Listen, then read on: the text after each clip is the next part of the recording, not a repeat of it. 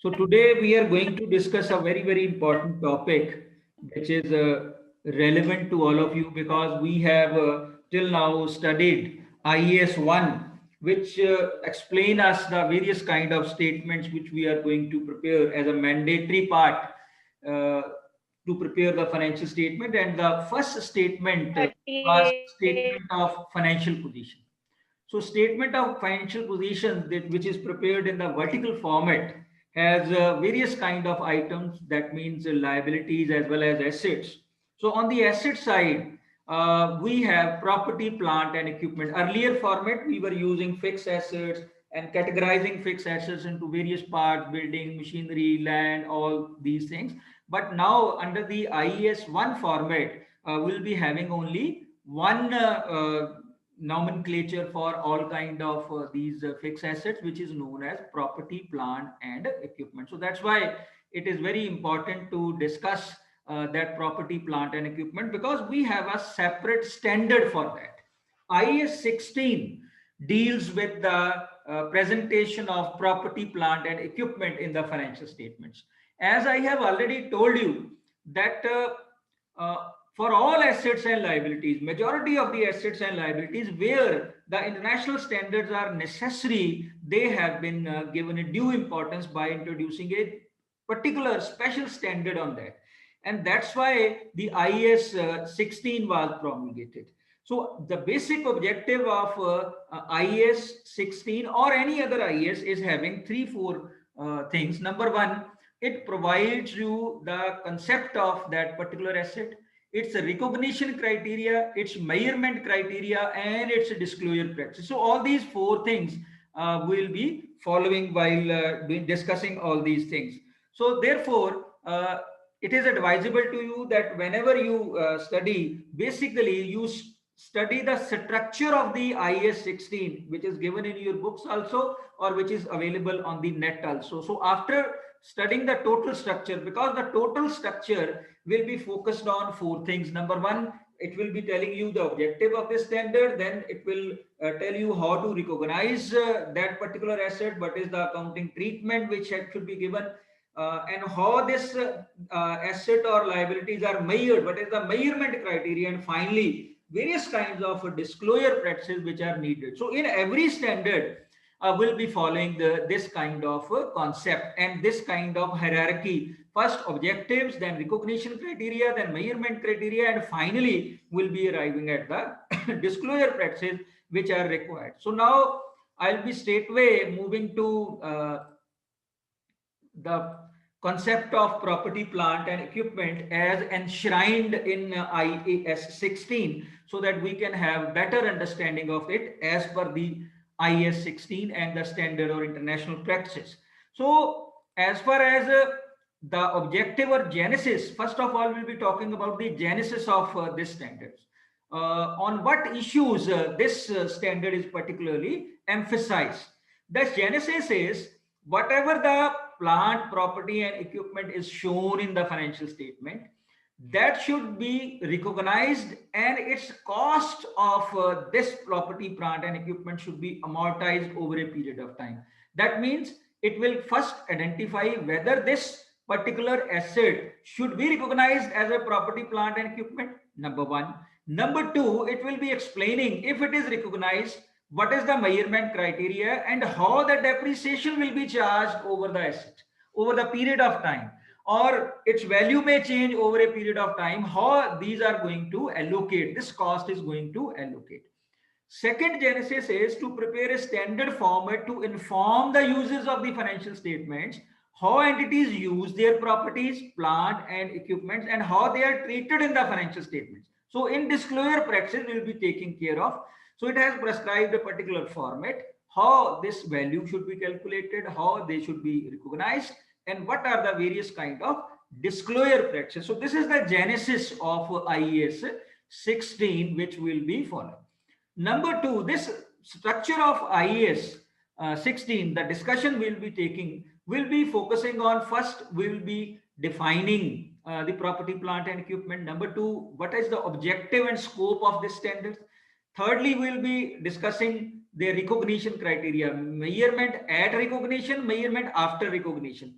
then when the particular asset which is earlier recognized as property, plant and equipment should be de-recognized, and what are the disclosure practices, all this will be the issue of discussion in today's lecture. So that's why I'll be focusing on all these 7 points which has been listed here: meaning, objective and scope, recognition, measurement at recognition, measurement after recognition. Measurement at recognition means at the time of purchase or at the time of installation of that assets in the organization. Measurement after recognition means in prospective years how they will be measured. And de-recognition means sometimes asset is there, but it do not qualify the definition of the property, plant and equipment as given in the IES 16. So then you have to de-recognize this. So similarly, disclosure practices we will be discussing. Now let's come to the meaning of the property, plant and equipment. That is, first of all, the property, plant and equipment is a tangible assets, and they are held for the production and supply of the goods and services, or for rental to others, or for administrative purpose. If the goods are or asset are held for the sale, that is not recognized as a property, plant and equipment. So they are held for production and supply of goods and services.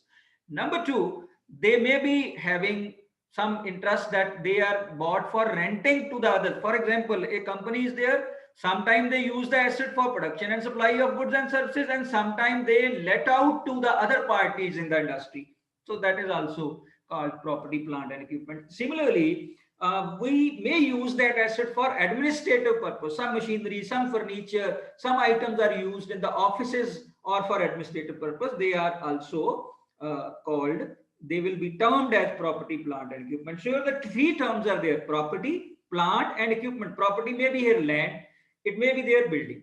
Plant means where the production and supply of goods and services are made. Equipment means it may be furniture, it may be technical equipments. All these things are covered under this. Similarly, second criteria is we will categorize a particular asset as property, plant and equipment when they are to be used during more than one period. If they are going to be used for 1 year only, that will be amortized, that will not be taken as property, plant and equipment. So this is the broader definition which is given under IES 16, and according to that we will see whether that should be shown as property, plant and equipment in the financial statement or not. Now, what is the objective of issuing these standards?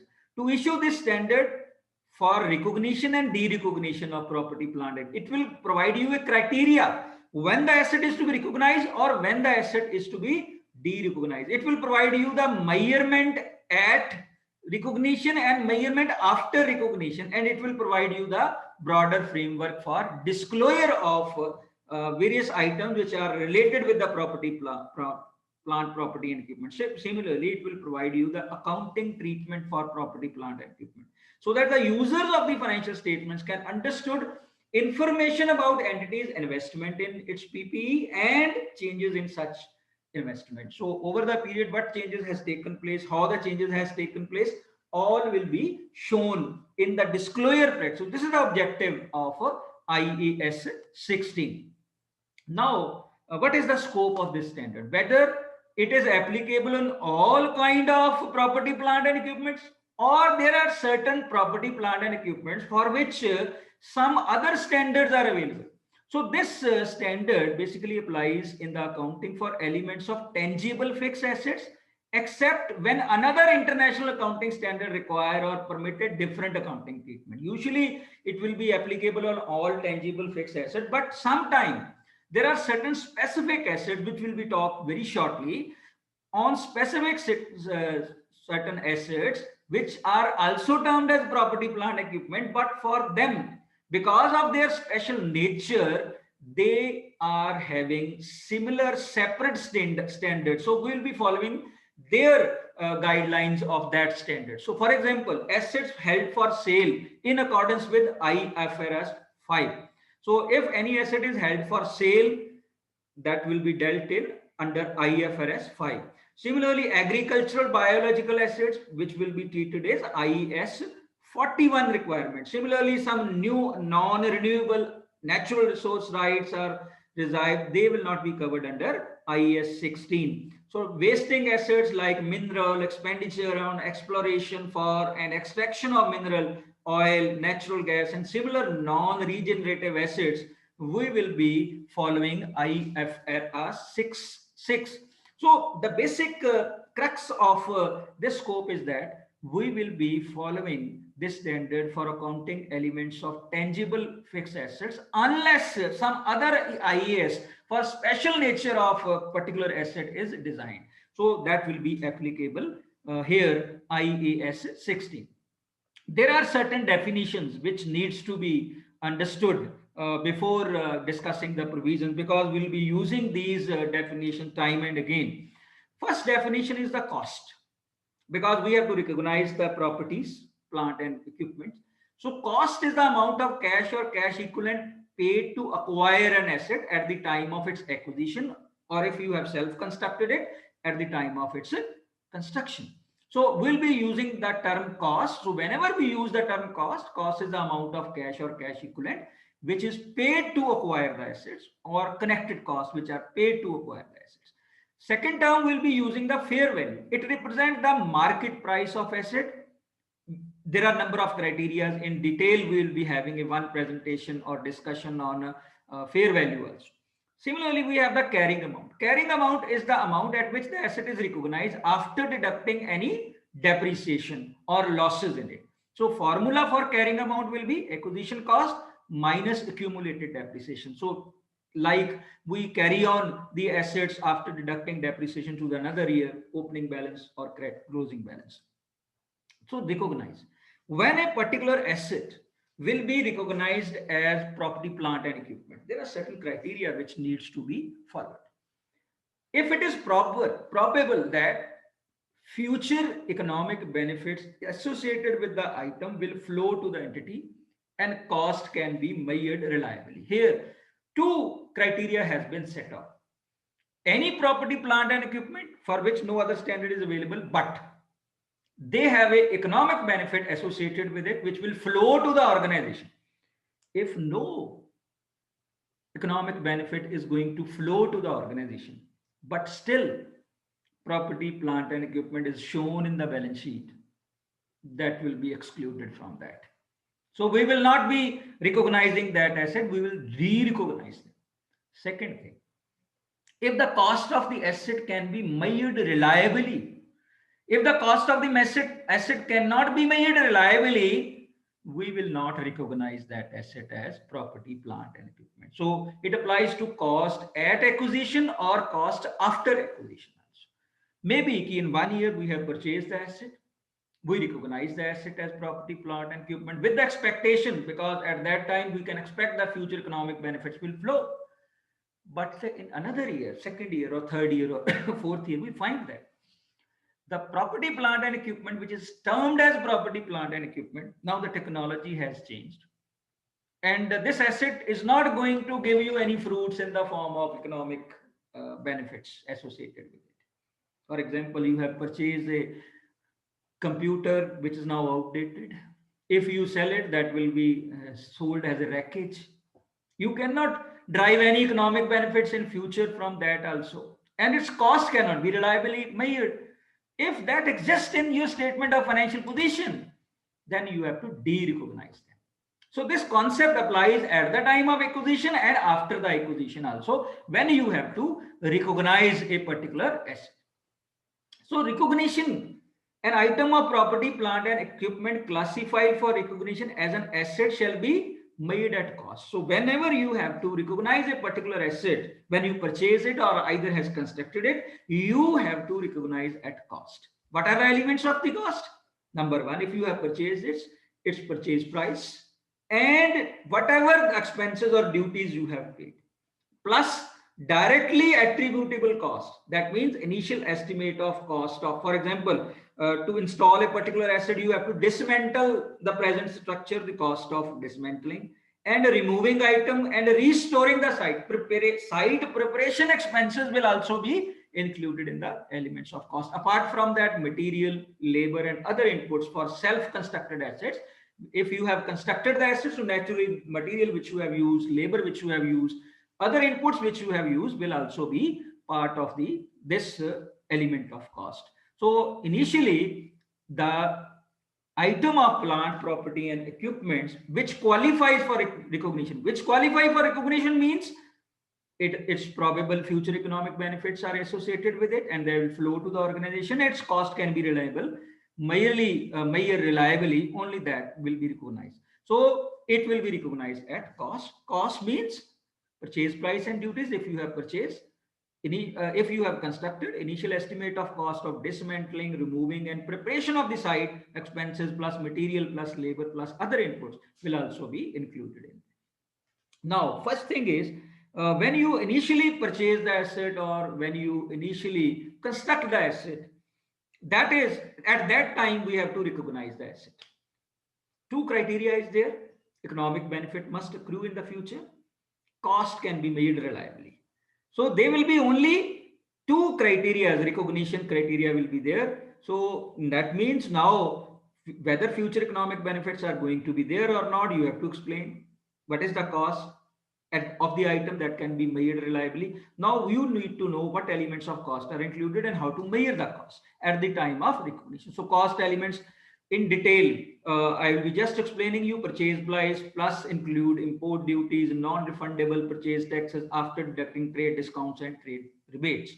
So cost to get in place and ready to use, I have already explained to you. For example, you have to install the assets, all kind of dismantling costs, site preparation costs will be entered into that. So cost of obligation to decommission asset or restore site as a requiring of asset, so that will be included in the cost. There are certain things which needs to be excluded from the cost. They should not be added. So cost after an asset is placed and ready to use as management. So once the asset is recognized, installed, and it is ready to use, after that any cost is incurred to maintain that asset, to running that asset, they will not be treated as a part of the cost. They will be revenue costs which will be charged to the income statement. So cost to open a new facility, introduce a product, or move to the new location, that will not be a part. General and administrative overhead type costs, these are the indirect costs which will not be directly attributable to that particular asset. So therefore these assets, these costs will be excluded. So when you have to recognize the asset at initial cost, so they should be measured at cost, which include purchase price plus import duties plus non-refundable purchase taxes, trade discount and rebates will be deducted. Cost directly attributable to bring the asset to location and condition, they will be part. Directly and necessarily incurred to them operate in the intended manner. So similarly, anticipated cost of dismantling, that will be included. That is, so any item of PP that qualify as recognition shall be made at cost and cash price equivalent to that date. So if payment is deferred beyond normal credit terms, if interest is that paid, the difference between cash price and equivalent price, the total payment is recognized interest over the period of time unless such interest is capitalized. If interest is capitalized, that will be part of the cost. If it is not, then it will be dealt in accordance with the IAS 13, for which we have the special treatment for interest. So measurement at recognition, cost we have already defined. How to measure the cost? Cost is defined as cash or cash equivalent paid or the fair value of other consideration given to acquire the asset when acquired or constructed. So IFRS such as IFRS share-based payment 2 have been specific requirements, so that will be dealt later on. So once it was recognized initial year, in another now second year start or third year start or fourth year start, every year you have to revalue that asset, and there are two choices for that. One is cost model and second is revaluation model. So separate decision for each class of PPE assets, examples means land, office, equipment, machinery, building, will be following. So in initial year we will be recognizing the asset at cost, but after recognition in another year you will follow two model. That one is cost model and second is revenue model. Cost model we are studying from the last so many years. So cost model mean PPE are carried out, yani acquisition cost of the first year minus accumulated depreciation, or any kind of impairment loss is there, that will also be deducted. So cost model will take a base that initial year cost minus depreciation accumulated over the year of time. Second is revaluation model, which is more popular now. So PPE are carried out acquisition at fair value at the date of revalue. So every year the fair value of the asset may have changed, and less any accumulated depreciation and impairment losses. So in first model you have the cost, initial cost, and in second model you have the fair value. So the concept of fair value will be taken later on in detail. So first we have the cost model. So in the cost, in the beginning, we will deduct the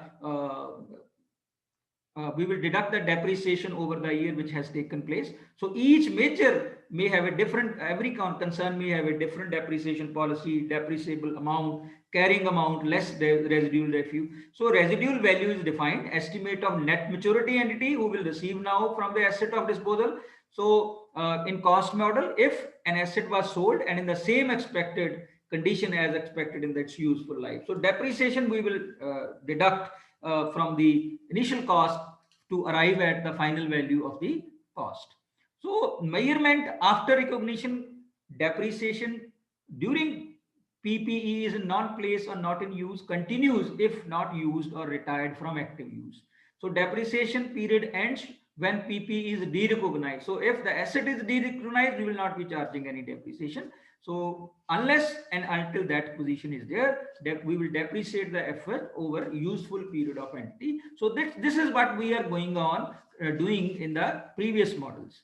So similarly, it has defined useful life, that is consider capacity, wear and tear, technological changes, changes in product demand, contractual legal limits. So all these things will be taken into consideration while calculating the depreciation. So you can choose the method of any sign, straight line method, fair value method, activity based.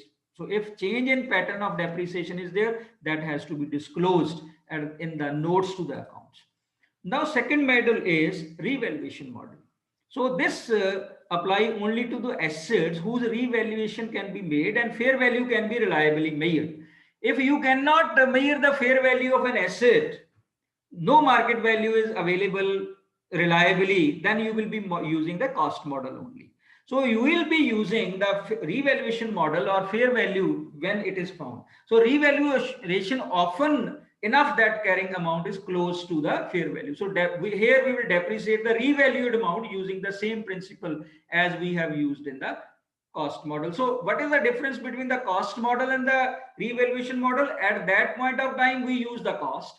Here we use the fair value if it is reliably can be measured, and all kind of procedure for charging depreciation will remain the same. So similarly, when you revalue the assets, there may be some profits, there may be some loss. If any profit or loss incurs or happens on revaluation of assets, for example, in earlier year, you were showing the asset at 10,000, but now in today's year, you have revalued it and its fair value is 15,000. So it means 5,000 carrying amount is increased.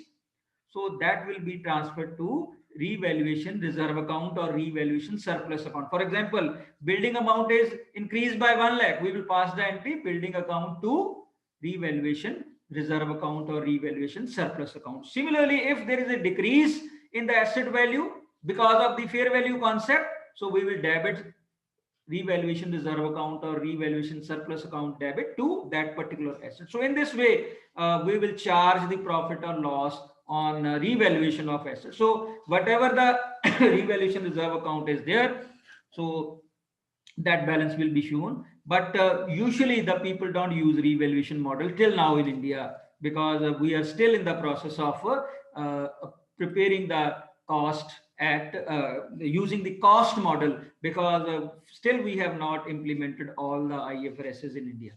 So there is a concept of derecognition also. I have already told you what do you mean by the derecognition. Derecognition means asset value is there in the balance sheet, but now do not qualify the criteria. That means no economic benefit is going to accrue to you and its value cannot be measured reliably. On that condition, we will dispose of this asset.